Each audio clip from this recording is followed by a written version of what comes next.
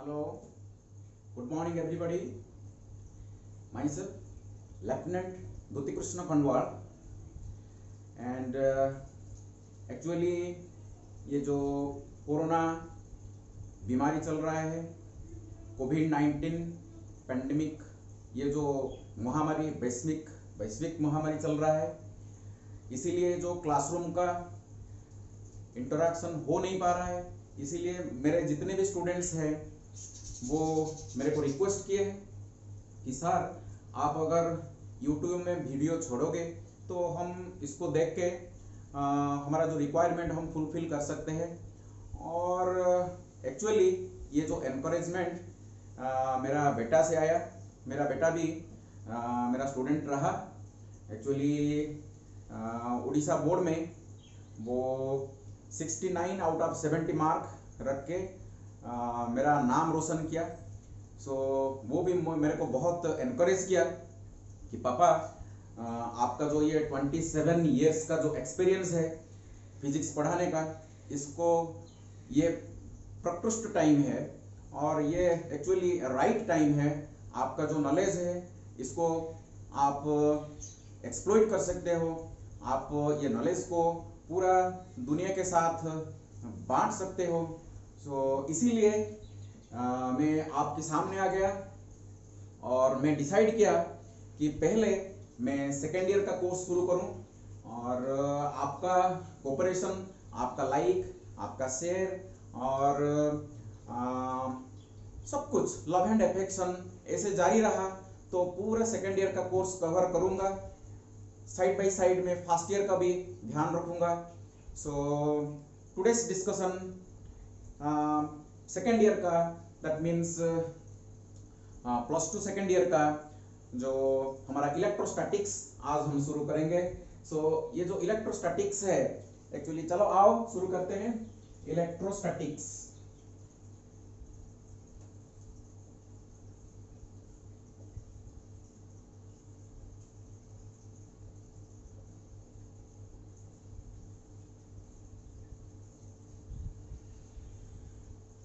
okay, electrostatics, this word actually consists of, that means it is composed of two words, electro and statics. This word consists of two words, it is composed of two words, electrostatics. Electro deals with, that means it comes from electron. Electron, the fundamental particle of matter. Electron is the fundamental particle of matter, and this electron possesses a finite charge, a quantum of charge or a packet of charge which is called basic charge. So it is related to charge. So that means indirectly the word electro deals with charge, and statics, you know, it is related to rest. Okay, so electrostatics is the branch of physics in which we shall study the behavior, property, characteristics of charge at rest. Electrostatics is the branch of physics which deals with the study of behavior, nature and property of charge at rest. Okay, तो चलो charge के बारे में पहले जानते हैं. What is charge? So what is charge?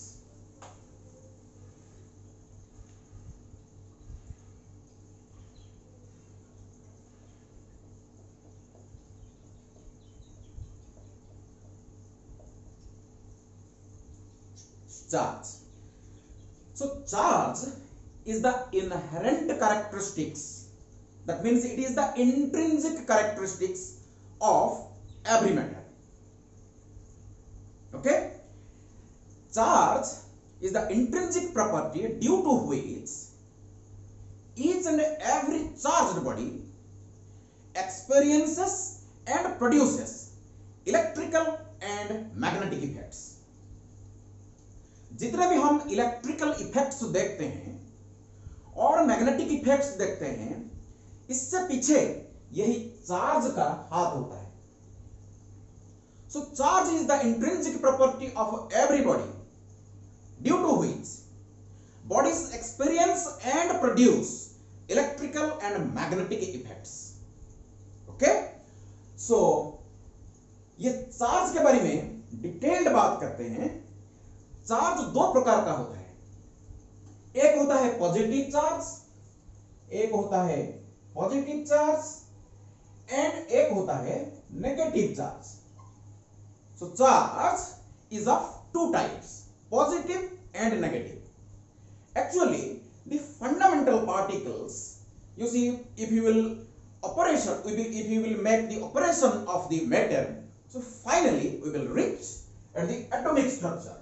So the characteristics of charge is imbibed inside the atom. So एक atom में सेंटर में क्या होता है? एक एटम में सेंटर में न्यूक्लियस होता है और इस न्यूक्लियस में पॉजिटिवली चार्ज्ड प्रोटॉन्स होते हैं एंड न्यूट्रल पार्टिकल्स, न्यूट्रॉन्स होते हैं. सो न्यूक्लियस में दो तरह का पार्टिकल्स है जिसको हम जनरली न्यूक्लियंस बोलते हैं. न्यूक्लियंस दो तरह का है. एक protons which are positively charged and दूसरा neutrons which are neutral particles. That means it has got no charge. Okay? And equal amount of जितने पॉजिटिव चार्ज, जितने प्रोटॉन्स है, जितना प्रोटॉन्स है उतना इलेक्ट्रॉन्स न्यूक्लियस की चारों तरफ स्पेसिफिक ऑर्बिट्स में, जिसको बोलते हैं स्टेशनरी ऑर्बिट्स, जिसको बोलते हैं नॉन रेडिएटिंग ऑर्बिट्स, जिसको बोलते हैं स्टेबल ऑर्बिट्स, इसमें घूमते रहते हैं. सो ये इसके बारे में हम डिटेल्ड पढ़ेंगे मॉडर्न फिजिक्स में. मॉडर्न फिजिक्स का एक पार्ट है जो एटॉमिक फिजिक्स. एटॉमिक फिजिक्स में इसको हम डिटेल पढ़ेंगे. ओके? तो electrons which are negatively charged particles are revolving around the nucleus in circular orbits. Okay? So these protons are inside the nucleus. They are bound by a strong nuclear force.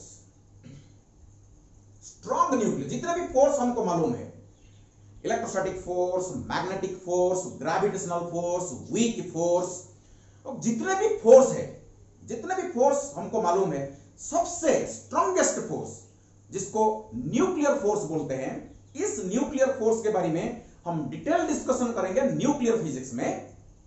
लेकिन अभी हमको थोड़ा सा जरूरत है, इसीलिए मैं बता रहा हूं. ये जो स्ट्रॉन्गेस्ट न्यूक्लियर फोर्स के द्वारा protons, positively charged particles, although there is a strong repulsive force between them, still this nuclear force dominates over the electrostatic repulsive force. That is why protons are inside the nucleus with stability. Okay? And negatively charged electrons are revolving around the nucleus in circular orbits. Okay? You see, that means protons are positively charged particles, positively charged, and electrons are negatively charged. लेकिन एक proton का listen, let me erase. एक proton का जितना positive charge है, that means it is 1.6 into 10 to the power minus 19 coulomb. A great name in atomic physics, Millikan, Professor Millikan, ये जो electron का चार्ज को डिस्कवर किए थे। एक्चुअली अगर थोड़ा हम हिस्ट्री में जाए तो पहला साइंटिस्ट का नाम आता है एटॉमिक फिजिक्स में थॉमसन का, J Thomson, professor J Thomson. So professor J Thomson पहले इलेक्ट्रॉन को इन्वेंट किए थे, जिसके लिए इसको नोबेल प्राइज में नवाजा गया था।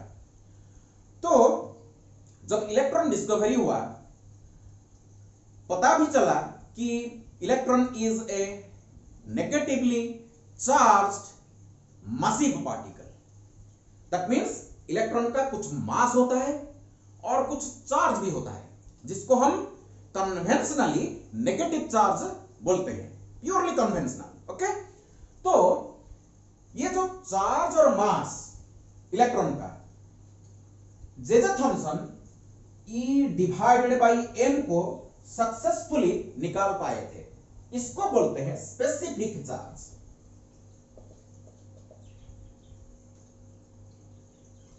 Of an electron, specific charge of an electron, जिसको बोलते हैं E by m, charge per unit mass, charge per unit mass. Okay, so charge per unit mass का वैल्यू को सक्सेसफुली जे थॉमसन निकाल पाए थे। लेकिन चार्ज का वैल्यू कितना है, मास का वैल्यू कितना है, जे थॉमसन इसको निकाल नहीं पाए थे। ओके, सो फर्स्ट साइंटिस्ट जिसने सक्सेस पाए हैं चार्ज को, एक्यूरेट चार्ज की वैल्यू को निकालने से, वो है मिलिकन। मिलिकन एक वंडरफुल एक्सपेरिमेंट परफॉर्म किए थे, जिसको बोलते हैं मिलिकन्स ऑयल ड्रॉप एक्सपेरिमेंट। सो मिलिकन्स ऑयल ड्रॉप एक्सपेरिमेंट से मिलिकन को पता चला कि एक इलेक्ट्रॉन का चार्ज होता है -1.6 into 10 to the power -19 coulomb. So electron की चार्ज पता जो चल गया, इसके बाद E बाई एम तो पहले से पता था, E बाई एम का तो पहले से पता था, जे थॉमसन इसको निकाल लिए थे। जब E का वैल्यू पता चल गया तो मास का भी वैल्यू ऑटोमेटिकली पता चलना चाहिए, क्योंकि ये भी मालूम है, अभी ये भी मालूम है, तो इसका भी वैल्यू निकल आया। तो mass of the electron is found to be 9.1 into 10 to the power -31 kg. Okay, so this is little bit history. Okay, आप हिस्ट्री के अंदर और भी घुसोगे तो बहुत इंटरेस्टिंग स्टोरीज निकल के आते हैं, लेकिन हम इसमें ज्यादा नहीं घुसेंगे। ओके, तो proton the fundamental particle of matter, electron is also fundamental particle of matter. Okay, so proton का जितना पॉजिटिव चार्ज है एक इलेक्ट्रॉन का उतना नेगेटिव चार्ज है। ठीक है, सो एक बॉडी कैसे चार्ज होता है? Normally you see all bodies are neutral. देखो, मैं इसको टच कर रहा हूं, लेकिन मैं इलेक्ट्रीफाई नहीं हो रहा हूं, मेरे को शॉक नहीं लग रहा है। इसको मैं टच कर रहा हूं, शॉक नहीं लग रहा है। इसको टच कर रहा हूं, शॉक नहीं लग रहा है। आपको मैं टच करूं, शॉक नहीं लगेगा। कोई भी वस्तु को नॉर्मली हम टच करते हैं तो शॉक नहीं लगता है, लेकिन बॉडी को हम चार्ज कर सकते हैं। एक्चुअली नॉर्मली एक बॉडी क्यों न्यूट्रल होता है? क्योंकि एक एटम में जितना पॉजिटिवली चार्ज्ड प्रोटॉन्स होते हैं, उतना नेगेटिवली चार्ज्ड इलेक्ट्रॉन्स न्यूक्लियस के चारों तरफ घूमते रहते हैं। एक इलेक्ट्रॉन का जितना नेगेटिव चार्ज, एक प्रोटॉन का उतना positive charge. That is why atom as a whole is electrically neutral. अगर एटम न्यूट्रल है तो जितने भी वस्तु होते हैं नेचुरली न्यूट्रल होना चाहिए, क्योंकि एटम को लेके ही हमारा वस्तु तो कंस्ट्रक्ट हुआ है ना। सो इसलिए मैटर भी इलेक्ट्रिकली न्यूट्रल ही हुआ। All matter in normal situation are electrically neutral due to equal number of protons and electrons. Okay, let me explain. See, suppose यहां एक बॉडी है, कोई भी बॉडी हम ले सकते हैं, चुन सकते हैं। एक्चुअली इसमें इन नॉर्मल सिचुएशन जितना इलेक्ट्रॉन होता है, नंबर ऑफ इलेक्ट्रॉन को मैं एन लिखता हूं, नंबर ऑफ प्रोटॉन्स को मैं एन भी लिख रहा हूं। इस वस्तु में जितना इलेक्ट्रॉन होगा उतना प्रोटॉन होगा। That is why this matter is electrically neutral. Electrically neutral. Okay, अगर एक बॉडी में इलेक्ट्रॉन की संख्या प्रोटॉन की संख्या से अगर ज्यादा हो जाए, इलेक्ट्रॉन की number, the number of electrons is greater than the number of protons, then the body becomes positively charged. The body becomes positively charged. लेकिन कैसे ये होता है डिस्कशन करेंगे। ओके, अगर एक बॉडी में कैसे भी नंबर ऑफ इलेक्ट्रॉन से नंबर ऑफ प्रोटॉन अगर ज्यादा हो जाए तो बॉडी पॉजिटिवली चार्ज्ड हो जाता है। प्रोटॉन की संख्या इलेक्ट्रॉन की संख्या से अगर ज्यादा हो जाए तो पॉजिटिवली चार्ज्ड हो जाता है बॉडी। अभी इसको मैं टच करूंगा तो मेरे को शॉक लगेगा, इसको भी टच करूंगा तो शॉक लगेगा, लेकिन इसको टच करूंगा तो मेरे को शॉक नहीं लगेगा। ठीक है, अच्छा। लेकिन अभी एक प्रश्न है मन में आता है, एक प्रश्न मन में आना चाहिए। तो बॉडी पॉजिटिवली इलेक्ट्रॉन ज्यादा है तो ये नेगेटिवली चार्ज है, इसी इलेक्ट्रॉन ज्यादा है इसीलिए नेगेटिवली चार्ज है। ठीक है, तो बॉडी नेगेटिवली चार्ज कैसे होता है, बॉडी पॉजिटिवली चार्ज कैसे होता है, आओ डिस्कशन करते हैं। देखो, there are three processes actually, very very important point, note। जो इंपॉर्टेंट पॉइंट होगा इसको मैं नोट के माध्यम में आपको बताऊंगा। So bodies are charged either positive or negative by the transfer of electrons।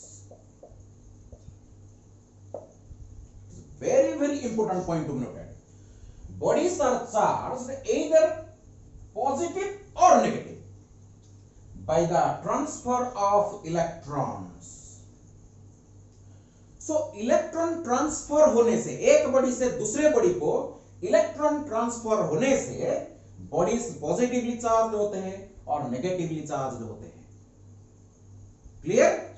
तो एक मन में फिर से एक प्रश्न आता है, तो बॉडीज प्रोटॉन ट्रांसफर होने से चार्ज क्यों नहीं होता है? प्रोटॉन क्यों नहीं ट्रांसफर हो सकता है एक बॉडी से दूसरे बॉडी? बिल्कुल नहीं हो सकता। Normally electrons are transfer from one body to another body, protons normally transfer नहीं होते। अभी हम डिस्कशन किए हैं, protons are the positively charged protons are inside the nucleus which are bound by strong nuclear force. So just by rubbing, touching, protons can never be transferred from one body to another body. एक body से दूसरे body को proton transfer नहीं हो सकते क्योंकि protons are bound with strong nuclear force which are inside the nucleus. लेकिन electrons in those who are revolving in outermost orbits of the atom, they are loosely bound by the electrostatic interaction, loosely bound to the electrostatic interaction. So by just rubbing or touching, electrons can be transferred from one body to another body। तो अगर एक बड़ी neutral था पहले, एक बड़ी पहले neutral था।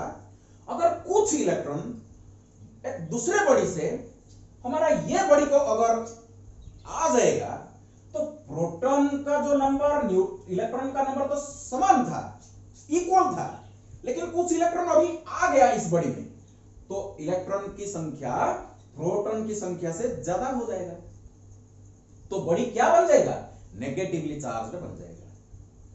तो इलेक्ट्रॉन्स अगर एक बड़ी को आ जाता है, इलेक्ट्रॉन्स अगर बड़ी को आ जाता है तो बड़ी नेगेटिवली चार्ज्ड बनता है। अगर बड़ी से कुछ इलेक्ट्रॉन निकल के दूसरे बड़ी के पास चला जाता है, अगर कुछ इलेक्ट्रॉन बड़ी से निकल के और एक बड़ी को चला जाता है तो बड़ी में प्रोटॉन की संख्या इलेक्ट्रॉन की संख्या से ज्यादा हो जाता है और बड़ी ऑटोमेटिकली पॉजिटिवली चार्ज्ड बन जाता है।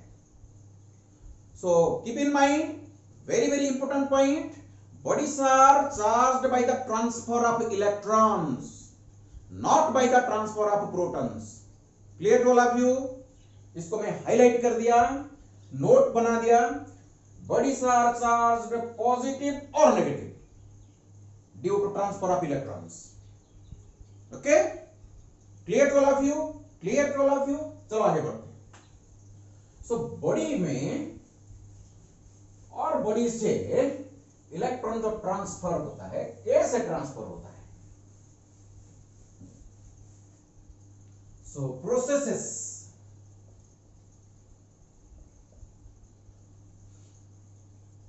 of charging, processes of charging. So charging, एक बॉडी को जो हम चार्ज करते हैं, तीन प्रकार, 3 ways are available. ओके, एक friction, 2 conduction, 3 induction.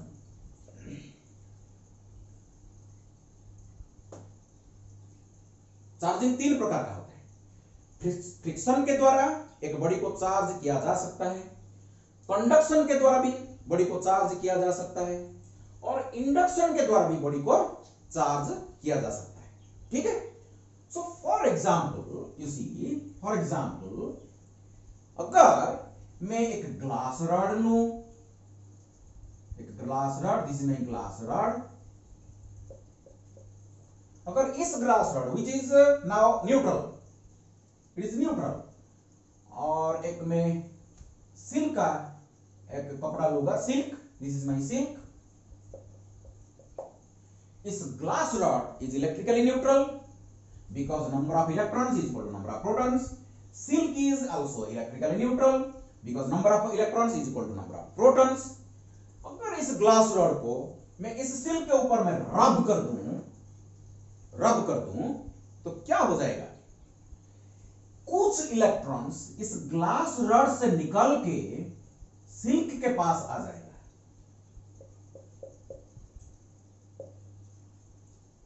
Okay? Actually generally it happens.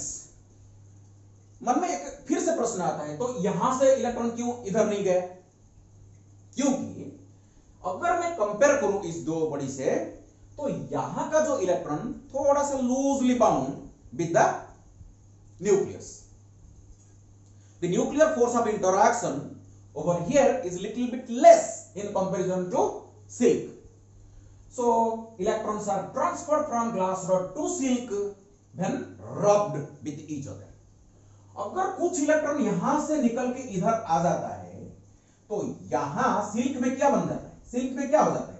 Number of electrons dominates over number of protons and this silk becomes negatively charged. Negatively charged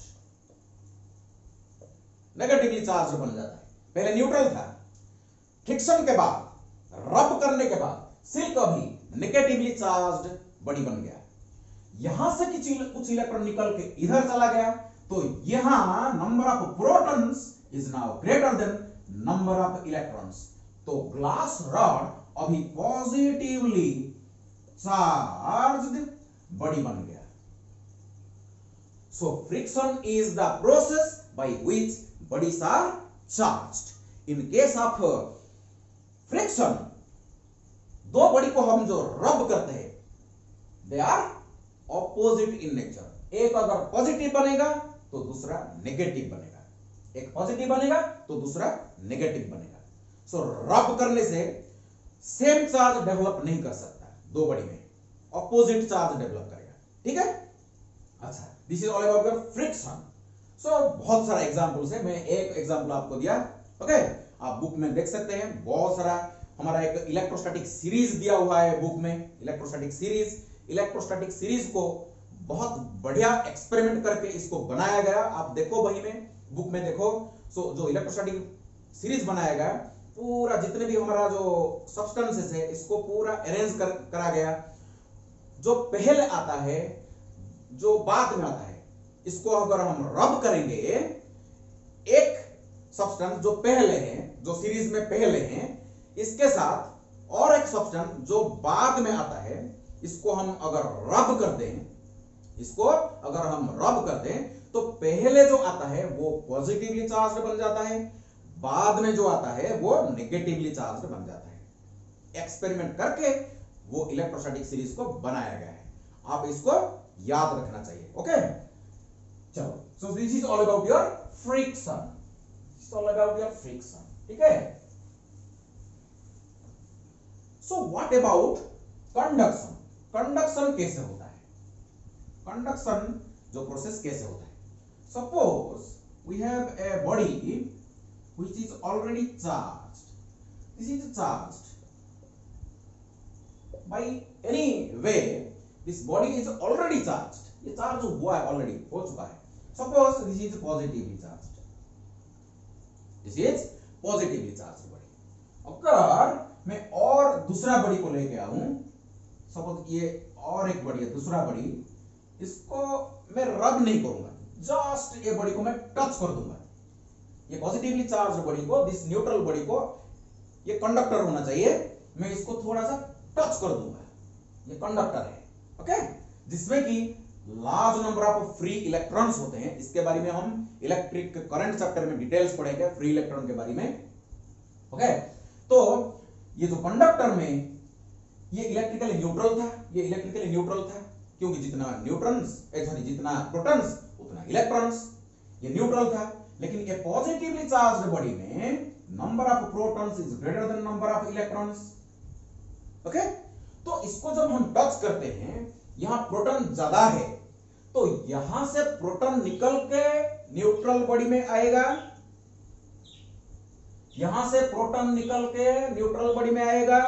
no, पहले हम डिस्कशन कर चुके हैं, प्रोटॉन्स ट्रांसफर नहीं हो सकते। रब करने से, टच करने से प्रोटॉन ट्रांसफर नहीं हो सकता। Electrons can be transferred from one body to another body. तो यहां जो इलेक्ट्रॉन का नंबर कम है, यहां से कुछ इलेक्ट्रॉन ट्रांसफर होके इसमें आ जाएगा। ये न्यूट्रल बॉडी से कुछ इलेक्ट्रॉन ट्रांसफर होके ये पॉजिटिवली चार्ज्ड बॉडी में आ जाएगा। तो इसका पॉजिटिव चार्ज डिक्रीज होगा, सो पॉजिटिव चार्ज, जो चार्ज बॉडी का पॉजिटिव चार्ज डिक्रीज होगा। लेकिन यहां से जो इलेक्ट्रॉन चला गया, तो इसमें पॉजिटिव चार्ज क्या होगा? इंक्रीज होगा। ये भी पॉजिटिव चार्ज, इसमें भी पॉजिटिव चार्ज डेवलप करेगा, लेकिन इसमें पॉजिटिव चार्ज डिक्रीज होगा, इसमें पॉजिटिव चार्ज का मैग्नीट्यूड इंक्रीज होगा। तो इक्विवेलेंटली हम बोल सकते हैं कि यहां से यहां पॉजिटिव चार्ज ट्रांसफर हुआ, इस बॉडी से इस बॉडी को पॉजिटिव चार्ज ट्रांसफर हुआ। लेकिन असल में क्या हुआ? इलेक्ट्रॉन दिस बॉडी से दिस बॉडी को ट्रांसफर हुआ। It's a very interesting concept and very important concept to be kept in mind for all times to come. So electron यहां से यहां आया, लेकिन equivalently positive charge is transferred from this body to this body and here is an interesting point to be noted. Conduction process में एक positively charge या negatively charge body को neutral body से अगर हम टच करते हैं तो चार्ज ट्रांसफर होता है।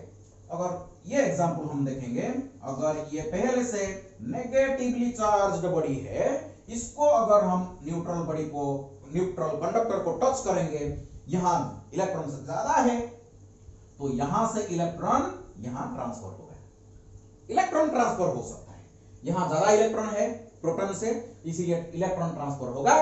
तो यहां नेगेटिव चार्ज डिक्रीज करेगा, यहां नेगेटिव चार्ज इंक्रीज करेगा। सो कंडक्शन में जो चार्जिंग बॉडी और चार्ज्ड बॉडी दोनों में सिमिलर चार्ज डेवलप करेगा। पॉजिटिव चार्ज को न्यूट्रल कंडक्टर को अगर टच करेंगे तो पॉजिटिव चार्ज डेवलप करेगा, नेगेटिवली चार्ज बॉडी को अगर हम न्यूट्रल कंडक्टर को टच करेंगे तो नेगेटिव चार्ज डेवलप करेगा। लेकिन फ्रिक्शन में क्या हुआ था, ऑपोजिट चार्ज डेवलप किया था। ठीक है, okay. So this is all about your conduction. Conduction में जस्ट हम टच करते हैं, लेकिन एक बड़ी चार्ज्ड बॉडी होना चाहिए। अच्छा, चलो थर्ड केस में,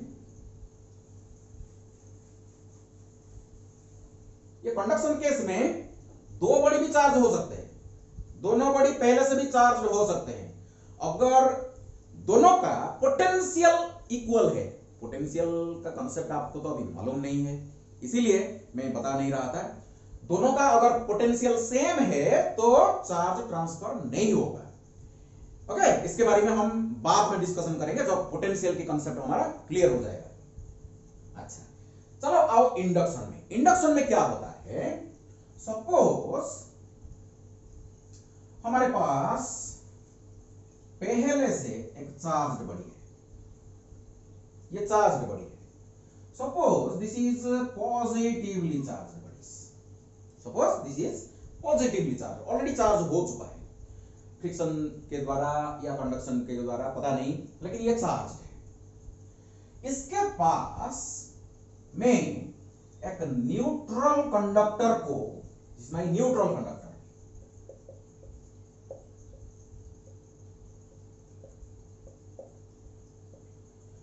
एक न्यूट्रल कंडक्टर को इसके पास में जो अगर लेके आऊं तो क्या होगा, यहां जितने भी नेगेटिव चार्ज, हम लोअर क्लासेस में भी हमको मालूम है, like charges repel each other, unlike charges attract each other. Okay, so ये जो पॉजिटिव चार्ज है इस बॉडी का, इसमें जितने भी नेगेटिव चार्ज इसको अट्रैक्ट करेंगे तो ये लेफ्ट साइड हमारा नेगेटिव चार्ज बन जाएगा। Okay, like charges repel each other, तो पॉजिटिव चार्ज को ये रिपेल करेगा, तो पॉजिटिव चार्ज राइट को चला जाएगा, नेगेटिव चार्ज लेफ्ट को आ जाएगा। That means in case of induction what happens, very very important point, the redistribution of charge. Actually अभी भी बॉडी न्यूट्रल ही है, ओनली चार्जेस का रीडिस्ट्रीब्यूशन हुआ, बॉडी अभी तक चार्ज नहीं हुआ, चार्ज का रीडिस्ट्रीब्यूशन हुआ। So induction is nothing but the redistribution of charge inside the body. Listen carefully, ये हो गया हमारा फर्स्ट स्टेप, ये हो गया हमारा first step. So first step में, ये स्टेप में होगा, फर्स्ट स्टेप में एक न्यूट्रल बॉडी को पॉजिटिवली चार्ज्ड बॉडी के पास हम लेके आए। ये नेगेटिव भी हो सकता है, ये नेगेटिव भी हो सकता है। अगर नेगेटिव होगा तो इधर पॉजिटिव डेवलप करेगा, इधर नेगेटिव डेवलप करेगा, फिर से डिस्ट्रीब्यूशन होगा।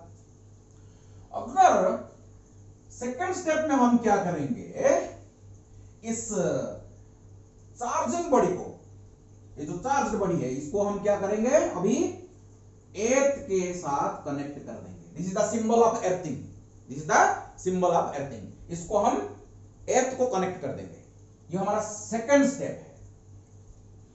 थर्ड, अच्छा सेकंड स्टेप में क्या होगा, earth itself is a vast source of charge. Earth का साइज इतना ज्यादा है, इसके पास इतना पॉजिटिव चार्ज, इतना नेगेटिव चार्ज है इसमें से कुछ पॉजिटिव चार्ज चला जाएगा तो कुछ फर्क नहीं पड़ेगा, कुछ पॉजिटिव चार्ज भी इसमें से हम निकाल के ले आएंगे तो इसमें कोई फर्क नहीं पड़ेगा।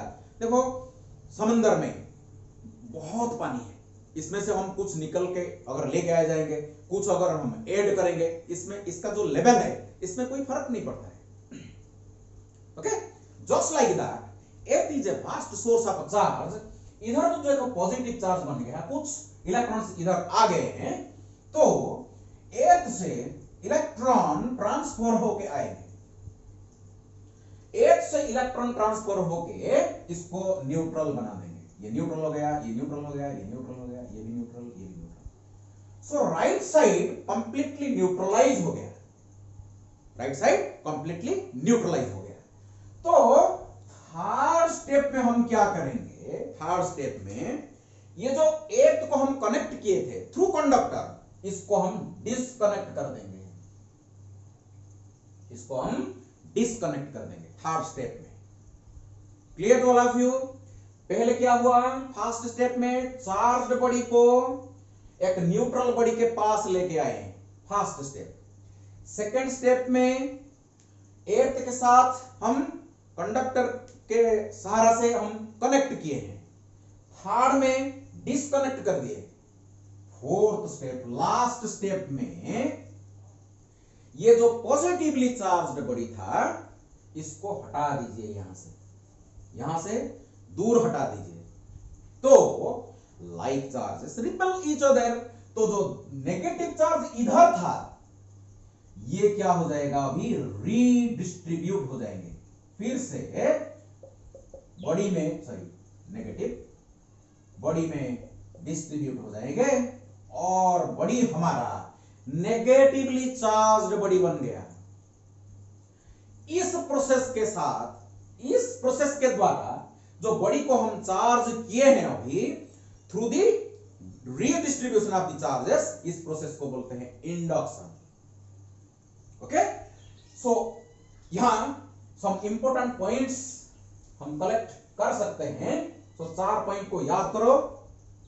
ओके, सो इंपॉर्टेंट पॉइंट्स इधर क्या होगा, इंडक्शन में क्या होगा, जो चार्जिंग बॉडी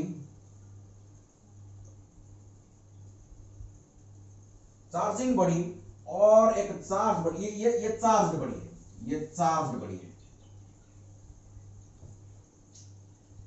जो ऑलरेडी चार्ज है, ये चार्ज बॉडी ऑलरेडी चार्ज, जिसको चार्ज करने के लिए हम लाए हैं वो है चार्जिंग बॉडी। समझो? ओके, ये चार्ज हो रहा है, होने के लिए इसको लाए हैं, ये ऑलरेडी चार्ज है। सो यहां देखो, जो चार्ज बॉडी का चार्ज था, जो बॉडी चार्ज हुआ, इसका नेचर क्या हुआ, नेचर ऑपोजिट।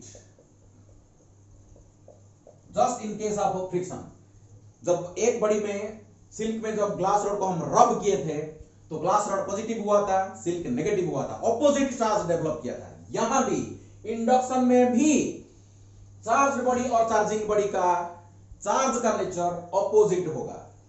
और दूसरा पॉइंट यहां number 2, both the bodies are not in contact, not in physical contact, not in physical contact। ये एक स्पेशल प्रोसेस है जिसमें चार्ज बॉडी और चार्जिंग बॉडी में कांटेक्ट नहीं होता है। इसमें देखो कांटेक्ट होता है, रब किया गया है, इसमें टच किया गया है फिजिकली, लेकिन यहां टचिंग की कोई आवश्यकता ही नहीं है। Okay, third point to be noted, third important point to be noted, यहां ये जो चार्ज बॉडी का चार्ज को अगर मैं क्यों लिखूं, जितना चाहा चार्ज इस चार्जिंग बॉडी में इंड्यूस हुआ, इंड्यूस्ड चार्ज इसको बोलते हैं, अगर इसको मैं क्यू प्राइम लिखूं, हमेशा ये इक्वल भी हो सकता है, इक्वल भी हो सकता है अगर ये जो charging body, second body, neutral body जिसको लाए थे हम चार्ज करने के लिए, अगर ये कंडक्टर होगा, ये अगर कंडक्टर होगा तो चार्जिंग बॉडी का चार्ज और चार्ज बॉडी का चार्ज इक्वल होगा। इंड्यूसिंग चार्ज, ये इंड्यूस्ड चार्ज का मैग्नीट्यूड समान होगा। लेकिन अगर कोई नॉर्मल बॉडी होगा तो ये चार्ज ज्यादा होगा, इंड्यूसिंग चार्ज ज्यादा होगा। इंड्यूस्ड चार्ज से इंड्यूस्ड चार्ज कभी बड़ा नहीं हो सकता, इक्वल हो सकता है। Okay, so these are some important points regarding induction. So these are three processes: friction, conduction and induction, by which we can charge bodies. Okay, thank you. Now we will switch over to second point, characteristics.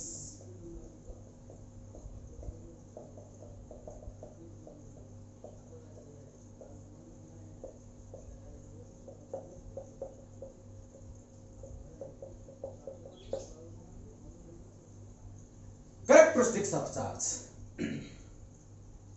सो एक एक point को हम operation करेंगे, इसको detail discussion करेंगे, समझेंगे, क्योंकि electrostatics को अच्छी तरह समझने के लिए चार्ज को अच्छी तरह समझना चाहिए। What is charge, what are its characteristics. Okay, very very important point. So number 1 point ऐसे लिखते हैं, नंबर 1 पॉइंट। तो so characteristics of charge, number 1, charge is transferable. Number 1, इसके बारे में ज्यादा डिस्कशन हम नहीं करेंगे, क्योंकि ऑलरेडी हम डिस्कशन करके आए हैं। जो हमारा फ्रिक्शन, जो हमारा इंडक्शन, जो हमारा इंडक्शन में नहीं है, इंडक्शन में चार्ज ट्रांसफर नहीं होता है, डेवलप करता है, चार्ज डेवलप करता है, ट्रांसफर होता है लेकिन एयर से ट्रांसफर होता है। चलो कोई बात नहीं। सो चार्ज इज ट्रांसफरेबल, एक बॉडी से दूसरे बॉडी को चार्ज ट्रांसफर हो सकता है। So number 2, charge can exist,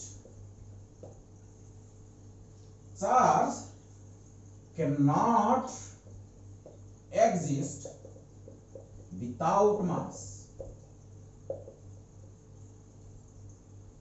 but mass can exist without charge. It's a very very important point. Charge cannot exist without mass. That means if a body is charged, itself is the proof that the body possesses mass. मास के बिना मास के body charge poses नहीं कर सकता है। For example Foton,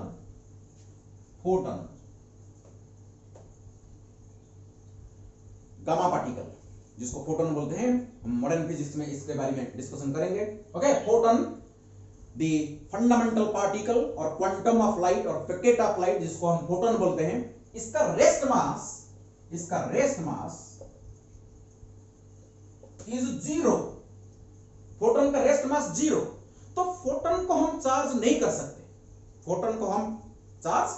सकते, so body charge means this itself is the proof of the existence of mass, but mass can exist without charge. देखो ये इसमें चार्ज नहीं है, चार्ज है लेकिन जितना पॉजिटिव चार्ज उतना नेगेटिव चार्ज, तो नेट चार्ज क्या हुआ, तो 0 हुआ ना। सो इसका नेट चार्ज 0 है लेकिन मास है, so mass can exist without charge, but charge cannot exist without mass. Is a very very important point. Okay, so photon can never be charged, photon को हम चार्ज नहीं कर सकते क्योंकि इसका रेस्ट मास 0 है। Third point, by charging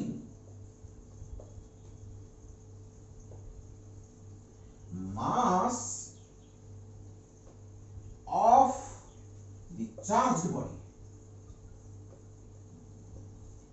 changes. Another important point. Body को जब चार्ज कर देते हैं इसका मास चेंज हो जाता है। देखो दो केस निकल के आता है।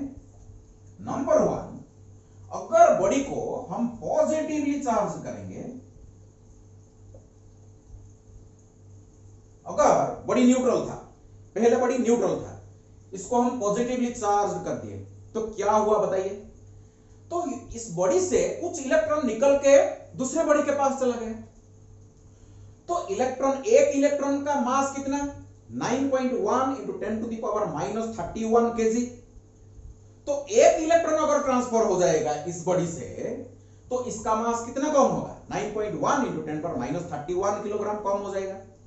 अगर 10 इलेक्ट्रॉन चले जाएंगे तो बॉडी तो चार्ज हो जाएगा, पॉजिटिवली चार्ज होगा, इसके साथ इसका मास भी रिड्यूस हो जाएगा। ठीक है। अगर बॉडी नेगेटिवली चार्ज हो जाएगा, दैट मींस कुछ इलेक्ट्रॉन दूसरे बॉडी से इस बॉडी में आ गया। अगर एक इलेक्ट्रॉन आ जाता है तो मास इसका कितना ज्यादा हो जाएगा? 9.1 into 10 to the power minus 31 kg। अगर 10 इलेक्ट्रॉन आ जाएंगे तो 10 multiplied by 9.1 into 10 to the power minus 31 kilogram, इतना मास ज्यादा हो जाएगा। So very clear, if bodies are positively charge its mass is decrease. Mass क्या होगा? डिक्रीज होगा। अगर बॉडीज आर नेगेटिवली चार्ज इसका मास क्या होगा? ज्यादा होगा, इंक्रीज होगा। जितना इसको नेगेटिव करोगे, जितना नेगेटिव चार्ज ज्यादा करोगे तो मास उतना ही ज्यादा होगा। ये जितना पॉजिटिव होते जाएगा इसका मास उतना रिड्यूस होते जाएगा। ठीक है।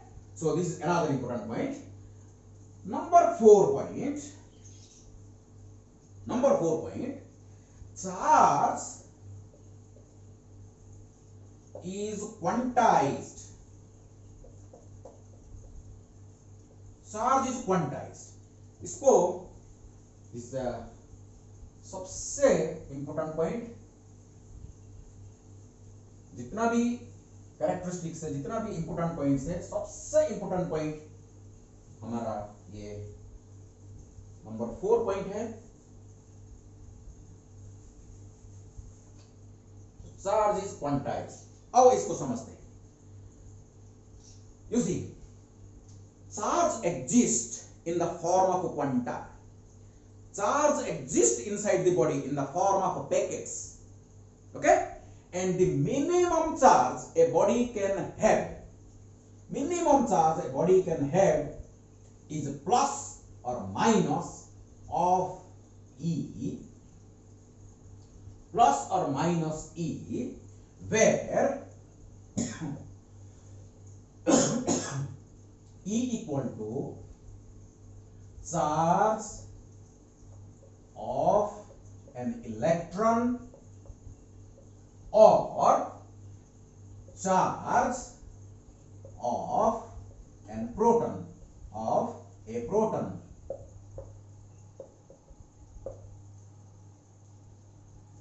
हम मैग्नीट्यूड के बारे में डिस्कशन कर रहे हैं। इलेक्ट्रॉन का चार्ज तो नेगेटिव है, पता है, प्रोटॉन का चार्ज पॉजिटिव है, लेकिन ये है representation of the minimum charge, that is 1.6 into 10 to the power minus 19 coulomb. अच्छी तरह समझिए। Suppose this is my neutral body. अगर इस बॉडी को मैं इसमें रब कर दूं तो हो सकता है एक इलेक्ट्रॉन ट्रांसफर होगा। अगर एक इलेक्ट्रॉन यहां से ट्रांसफर हो गया तो इस बॉडी का चार्ज कितना हो जाएगा? Minus 1.6 into 10 to the power minus 19 coulomb बन जाएगा। यहां से एक इलेक्ट्रॉन चला गया तो यहां एक प्रोटॉन ज्यादा हो गया, तो एक प्रोटॉन ज्यादा हो गया तो इसका चार्ज कितना हो गया? Plus 1.6 into 10 to the power minus 19 coulomb. अगर मैं ऐसे रब करूं, यहां से 2 इलेक्ट्रॉन ट्रांसफर हो गया तो इसका चार्ज 2 times E बन जाएगा। इसका बन जाएगा -2 times E, इसका बन जाएगा +2 times E। Now the charge of a body can be plus or minus Ne, where E equal to 1.6 in 10 power minus 19 coulomb. This is the minimum charge. Please keep in mind, this is the minimum charge. Or this is the quantum of charge. Or this is the fundamental charge. Or this is the basic charge. कुछ भी बोल सकते हैं, इससे कम charge आपको मिल नहीं सकता।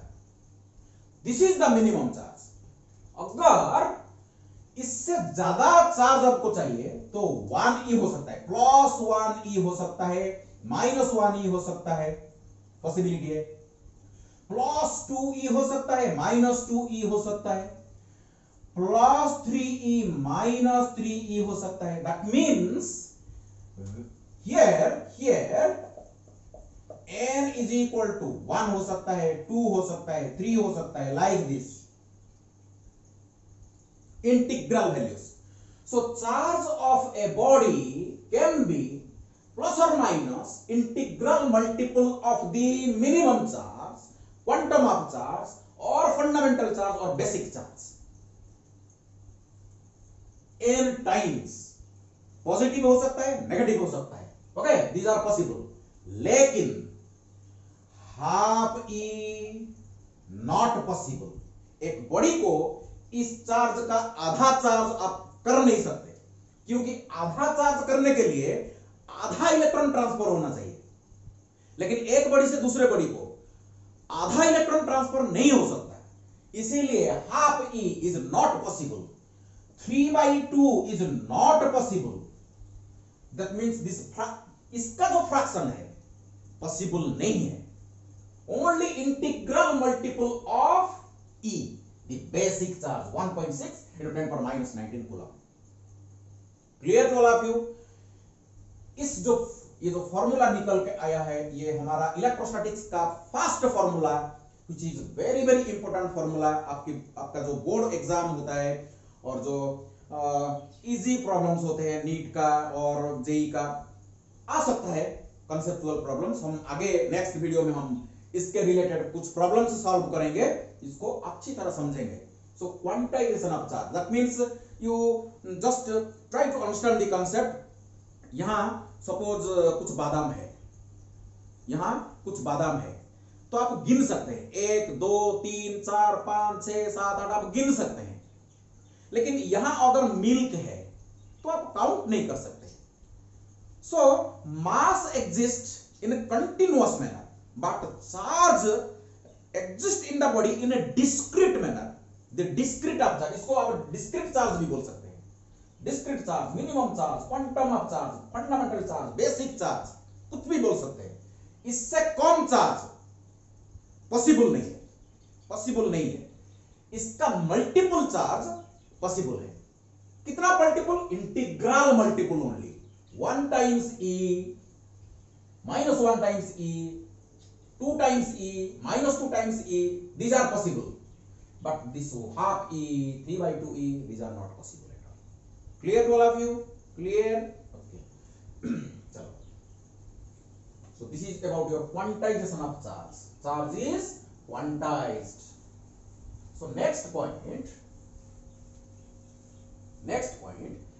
charge is conserved. Charge is conserved. That means in an isolated system, the charge of the system remains constant. Isolated system किसको बोलते हैं? जिस सिस्टम से चार्ज बाहर नहीं जाएगा और बाहर से भी चार्ज सिस्टम के अंदर नहीं आएगा, इस सिस्टम को हम बोलते हैं आइसोलेटेड सिस्टम। इलेक्ट्रोस्टैटिक्स में आइसोलेटेड का मीनिंग थोड़ा सा अलग है, मैकेनिक्स में इसका मीनिंग थोड़ा अलग है। क्लासिकल मैकेनिक्स में isolated system means net force on the system is 0, net torque on the system is 0। But in electrostatics isolated system means charge should not enter into the system or charge of the system should not go out of the system. Are you getting the point? So this is my isolated system. Isolated system का charge हमेशा constant रहेगा. System में जितने भी bodies होंगे, जितने भी particles होंगे, चार्ज ट्रांसफर हो सकता है अंदर ही अंदर, सिस्टम के अंदर चार्ज ट्रांसफर हो सकता है, लेकिन total charge, the net charge of the system will not change, it will remain constant. Example के थ्रू इसको हम डिस्कशन करते हैं. चलो देखते हैं. यहां एक बॉडी है, सपोज इसका चार्ज है 3 कूलम. यहां एक बॉडी है, इसका चार्ज सपोज ये बॉडी ए है, बॉडी बी है, इसका सपोज चार्ज 5 कूलम. यहां एक बॉडी है, इसका चार्ज सपोज -6 कूलम. 3 बॉडी है. मैं इसको एक सिस्टम बोल दूं. This is my system. This is my system under consideration, which consists of 3 particles A, B, and C. 3 charged bodies are there inside the system. You see, can you tell what is the net charge? Charge को अगर मैं Q लिखूं, Q net. Keep in mind, इसको मैं पहले आपको बता देना चाहिए था. चार्ज एक स्केलर क्वांटिटी होता है. एक नंबर पॉइंट में इसको रखना चाहिए. चार्ज स्केलर क्वांटिटी है and it is a derived quantity. Charge is a scalar derived quantity. So they should be added algebraically. Simple algebraic addition and subtraction holds good over here. So net charge of the system is equal to 3 coulomb plus 5 coulomb plus -6 coulomb. Simple addition, algebraic addition. So total charge 5 plus 3 8 minus 6. So कितना हो गया? So 2 coulomb. So 2 coulomb is the net charge of the system. Suppose by any means कुछ हुआ, हो सकता है friction हुआ, हो सकता है कंडक्शन हुआ, पता नहीं क्या हुआ, लेकिन ए बॉडी का चार्ज अभी 2 कूलम हो गया. बी का चार्ज -3 कूलम हो गया. तो अभी क्या आप मेरे को बता सकते हैं क्या सी का चार्ज कितना होगा? बता सकते हैं क्या सी का चार्ज अभी कितना होगा? सो इस कंसेप्ट को अभी हम यूज करेंगे. मैं पहले से बता रखा हूं, चार्ज इज कंजर्व्ड का मीनिंग क्या है? सिस्टम, अगर ये मेरा आइसोलेटेड सिस्टम है, यहां से चार्ज बाहर नहीं जाता है, बाहर से चार्ज अंदर नहीं आता है, तो ये सिस्टम का चार्ज कांस्टेंट रहेगा. दैट मींस चार्ज का सिस्टम का जो नेट चार्ज 2 कूलम ही रहेगा, लेकिन एक्सचेंज हो सकता है. ओके, सो बताइए ये फर्स्ट कंडीशन था, ये सेकंड कंडीशन में इसका नेट क्यू नेट बताइए. क्यू नेट इक्वल कितना होगा? 2 coulomb plus -3 coulomb plus Q coulomb. तो कितना हो गया देखो. So Q net is equal to -1 coulomb plus Q. Coulomb को हटाइए. So -1 plus Q. तो इस कंसेप्ट से हम लिख सकते हैं क्यू नेट कितना है. नेट चार्ज तो बदल नहीं सकता. Net charge of the system should remain constant as charge is conserved. Okay, so it is 2 coulomb. Net charge of the system पहले जितना था बाद में भी उतना ही रहना चाहिए. Okay, so this implies Q is equal to 2 minus, that means it is plus 1 is equal to 3 coulomb. So इसका चार्ज कितना होगा? 3 कूलम होना चाहिए. अभी ऐड कर दो. यहां कितना था? 2 कूलम. यहां भी ऐड करो. देखो 2 plus 3 5 minus 3 plus 2. So charge will remain conserved. Charge remains conserved in an isolated system. Charge को आप क्रिएट नहीं कर सकते हैं, एनिहिलेट भी नहीं कर सकते हैं इन एन आइसोलेटेड सिस्टम. आज तक जितने भी न्यूक्लियर रिएक्शंस है, जितने भी केमिकल रिएक्शंस हो रहे हैं, आज तक ऐसा कोई रिएक्शन हमको मालूम नहीं है जिसमें ये जो चार्ज कंजर्वेशन को डेविएट कर रहा है. In each and every chemical and nuclear reaction the conservation of a charge holds good. एक एग्जांपल लेते हैं, बहुत सारा एग्जांपल्स है, जितने भी आपका न्यूक्लियर रिएक्शन है, जितने आपका जो केमिकल रिएक्शंस हो रहे हैं, इसमें चार्ज कंजर्व होता ही है। चलो देखते हैं एक न्यूक्लियर रिएक्शन, हमारा जो फिशन रिएक्शन है, ये भी हमारा एक न्यूक्लियर रिएक्शन है। तो एक यूरेनियम न्यूक्लियस जिसका एटॉमिक नंबर है 92, और ये 235 number of nucleus, that means sum total of protons and neutrons is equal to 235। ये atomic number means number of protons is equal to 92। इसके साथ इसके अंदर एक स्लो इलेक्ट्रॉन, न्यूक्लियर फिजिक्स में इस फिशन के बारे में हम डिटेल डिस्कशन करेंगे। इस न्यूक्लियस में अगर एक स्लो इलेक्ट्रॉन 0,1 जिसका चार्ज 0 है लेकिन इसका मास नंबर 1 है, अगर ये इसके अंदर आ जाएगा तो एक इंटरमीडिएटरी कंपाउंड न्यूक्लियस बनेगा। सो 92 प्लस 0 92, 235 प्लस 1 236। लेकिन इसको मैं क्या करूं, यहां स्टार बना देता हूं। स्टार क्यों? ये बहुत अनस्टेबल है। Within no time, in 10 to the power minus 12 second, within no time it will again split into two fragments. One is barium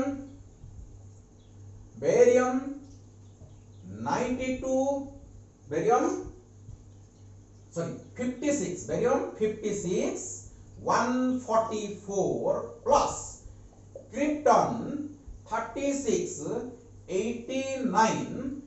इसके साथ क्या होगा, जब ये जो स्लो न्यूट्रॉन इसके अंदर जो घुस जाएगा, जो अनस्टेबल न्यूक्लियस, इंटरमीडिएटरी अनस्टेबल जो न्यूक्लियस हो जाएगा, ये एक्साइटेड स्टेट में होगा।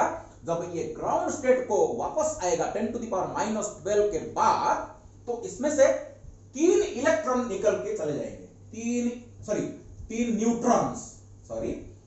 3 न्यूट्रॉन निकल के बाहर जाएंगे।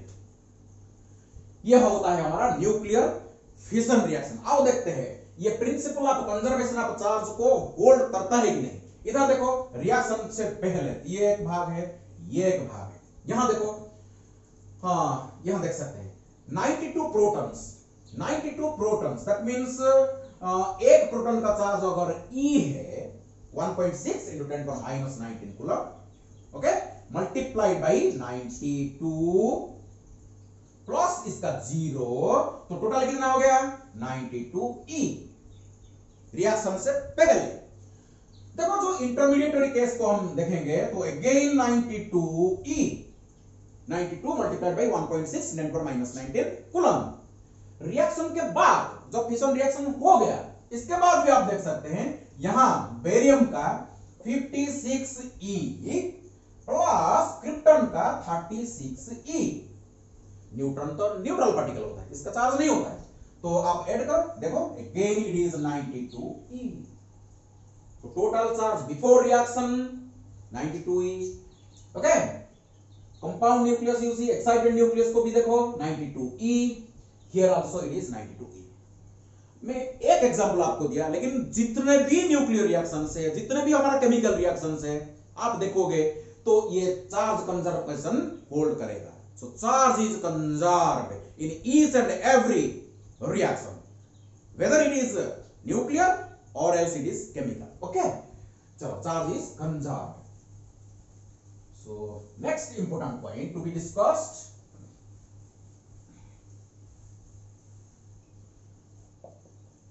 charge is invariant. Charge is invariant. That means the charge of a body is independent of the frame of reference. Charge of a body is independent of the frame of reference. That means charge of a body is independent of the velocity of the body, whether the body is at rest or else it is moving with 10 km per hour, whether it is moving with 100 km per hour, whether it is moving with thousands of kilometers per hour, whatever its velocity may be, the charge of the body will remain constant. Charge is independent of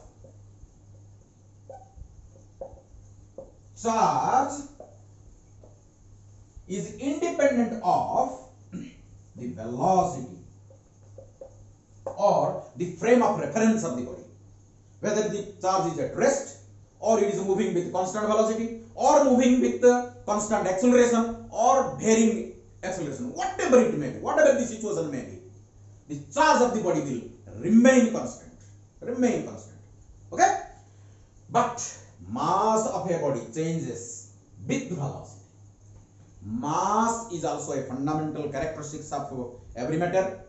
Mass, you see, जब हम relativistic mechanics तो आपका तो +2 course में आता नहीं है, लेकिन आपको थोड़ा सा मैं जानकारी दे दूं तो अगर एक बॉडी इधर है, इसका मास सपोज m0 है, इसको बोलते हैं हम rest mass.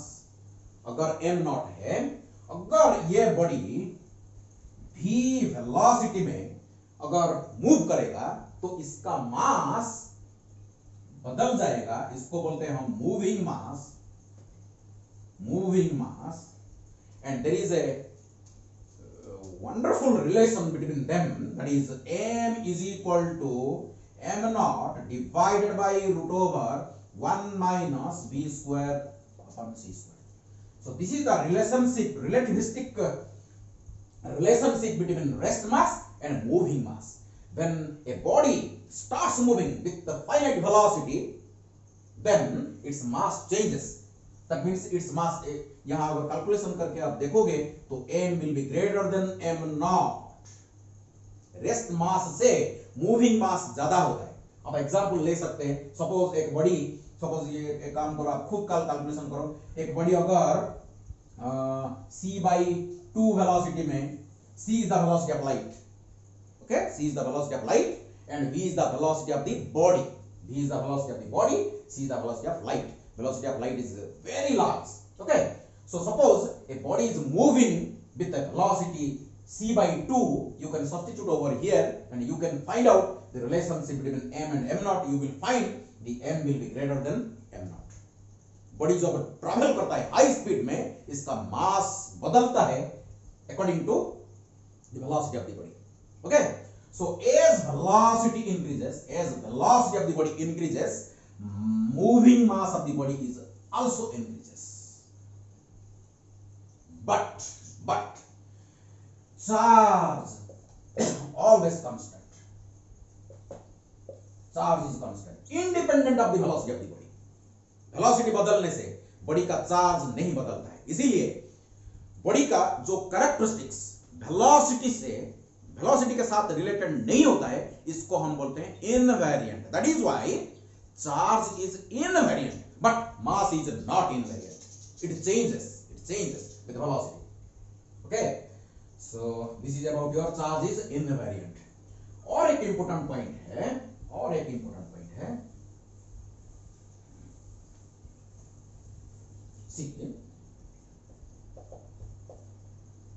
if body is at rest, if a charged body is at rest, that means v equal to 0. A charged body rest में, that means its velocity is 0. It will produce only electric field. If charged body will be at rest, it will produce only electric field. Only electric field will be produced.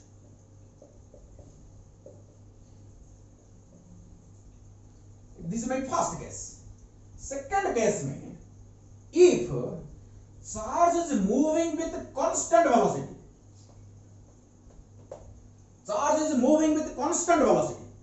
uniform velocity, then it will produce both electric field and magnetic field. Charged body अगर constant speed में, constant velocity में travel कर रहा है, तो इसका electric field के साथ साथ मैग्नेटिक फील्ड भी प्रोड्यूस होगा। ओके, थर्ड केस में अगर V is not constant, velocity is not constant, that means accelerated charge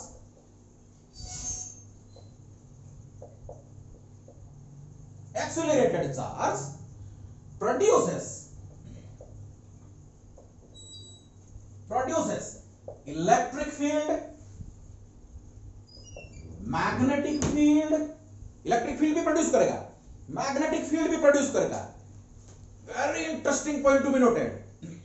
energy भी रेडिएट करेगा, आल्सो रेडिएट्स एनर्जी, जिसको हम बोलते हैं इलेक्ट्रोमैग्नेटिक वेव को, इलेक्ट्रोमैग्नेटिक वेव को रेडिएट करेगा। So accelerated charge produce varying electric field due to which a varying magnetic field is produced. Both are the cause of the another. इसका change होने से ये प्रोड्यूस होता है, इसका चेंज होने से ये प्रोड्यूस होता है। इसको हम इलेक्ट्रोमैग्नेटिक जो वेव आपका चैप्टर है इसमें हम डिटेल डिस्कशन करेंगे। Very interesting chapter. ओके, सो एक्सीलरेटेड चार्ज इलेक्ट्रिक फील्ड भी प्रोड्यूस करता है, मैग्नेटिक फील्ड भी प्रोड्यूस करता है, इसके साथ साथ इलेक्ट्रोमैग्नेटिक वेव भी रेडिएट करता है। That means radiates energy. Electromagnetic wave is nothing but a form of energy which transmits in space with the velocity of light. Okay, so these are the some characteristics of the charge at rest. Charge at rest. Okay, next.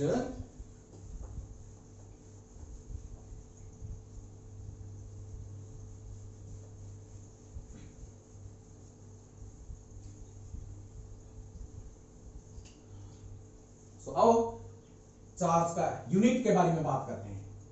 Units of charge, units of charge के बारे में discussion करते हैं। सो number 1, CGS system में, CGS system में हमारे पास 2 units हैं। एक है electrostatic unit, electrostatic unit of charge, इसको ESU ऑफ चार्ज हम बोलते हैं, और एक होता है electromagnetic unit of charge. Electrostatic unit of charge, electromagnetic unit of charge, इसको शॉर्ट में हम स्टार्ट कूलम बोलते हैं, और इसको शॉर्ट में हम एब कूलम बोलते हैं, एब कूलम बोलते हैं। ओके, नंबर 2, SI यूनिट्स में, SI यूनिट्स में इसको हम बोलते हैं, एक्चुअली बहुत सारे स्टूडेंट्स टीचर्स भी इसको SI सिस्टम बोलते हैं। सिस्टम तो इधर लिखा हुआ है, SI सिस्टम बोलना नहीं चाहिए, SI यूनिट्स बोलना चाहिए।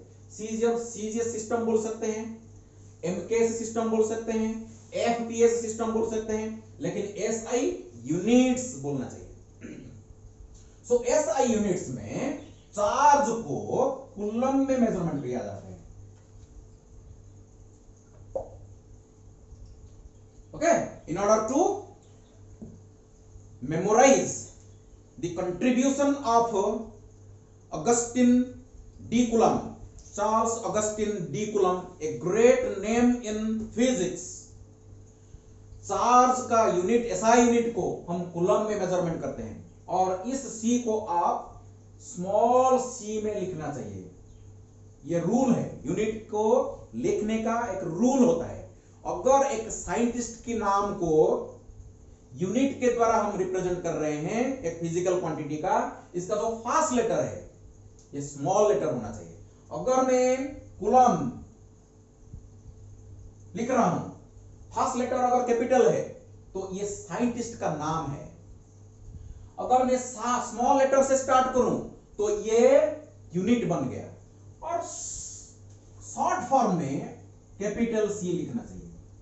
कूलम को कैपिटल सी में रिप्रेजेंट करते हैं। ओके, और अगर रिलेशनशिप बाद में इसको हम डेवलप करेंगे, रिलेशनशिप को कूलम्स लॉ के बाद electrostatic interaction between two charged particle के बाद ये जो रिलेशन हम डेवलप करेंगे, लेकिन हमको इसको याद करना चाहिए 1 coulomb is equal to 3 into 10 to the power 9 start coulomb is equal to 1 divided by 10 ab coulomb. So this is the relationship हमको याद रखना चाहिए, क्योंकि प्रॉब्लम जब सॉल्व करते हैं जितने भी फिजिकल क्वांटिटी का वैल्यू दिया गया है, एक सिस्टम को पहले कन्वर्ट करके फॉर्मूला में डाला जा सकता है। अगर different physical quantity different unit में आप फॉर्मूला में डाल दोगे तो प्रॉब्लम की आंसर आपको गलत मिलेगा। इसीलिए कन्वर्शन करना आपको आना चाहिए। ओके, एक यूनिट से दूसरे यूनिट को कन्वर्शन करना आपको अच्छी तरह आना चाहिए। सो 1 कूलम इज इक्वल टू 3 10 पर 9 start coulomb is equal 1 by 10 एब कूलम। ओके, सबसे छोटा स्टार्ट कूलम, इससे बड़ा कूलम, इससे बड़ा एब कूलम। एक एब कूलम का 10 भाग से 1 भाग आपका 1 कूलम है। तो सबसे बड़ा एब कूलम है, इससे छोटा 1 कूलम, सबसे छोटा स्टार्ट कूलम। ओके, और इसके साथ भी हमारा कुछ प्रैक्टिकल यूनिट्स है।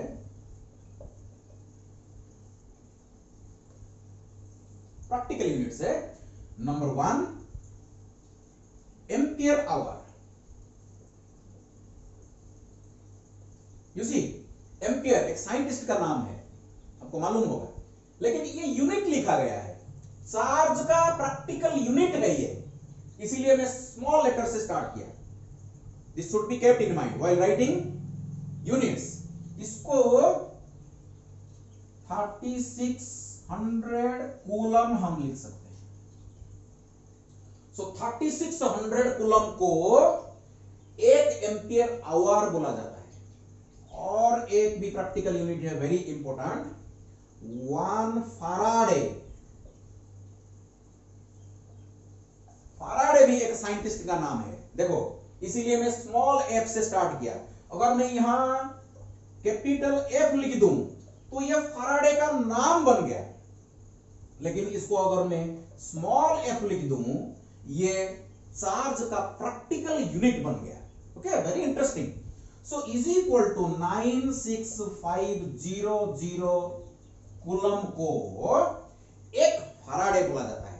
देखो, फैराडे अलग है, आगे आएगा जब हम कैपेसिटर बारे में पढ़ेंगे। कैपेसिटर का कैपेसिटेंस को फैराड में मेजर किया जाता है। Farad is the SI unit of capacitance of a capacitor और capacitance of a conductor. But a Faraday is the practical unit of charge, and this is the largest unit of charge. Largest unit of charge out of all units. Okay, so this is all about your charge. आपका एक homework है, आप बैठ के खुद लिखोगे। देखो, जब मैं चार्ज के बारे में डिस्कशन किया, बीच बीच में मास के बारे में भी मैं बहुत जानकारी आपको दिया। आपको अभी डिफरेंशिएट करना है। एक साइड लिख दो चार्ज, दूसरे साइड लिख दो मास। आपको डिफरेंस लिखना है। कर सकते हैं, खुद करोगे। इसको मैं नेक्स्ट क्लास में आपको बताऊंगा। आप मैच करोगे, आप कितना पॉइंट्स लिखे हैं। आप तो 10 पॉइंट्स, कम से कम 10 डिफरेंस लिख सकते हैं। Okay, thank you all, waiting for next video. Please enjoy.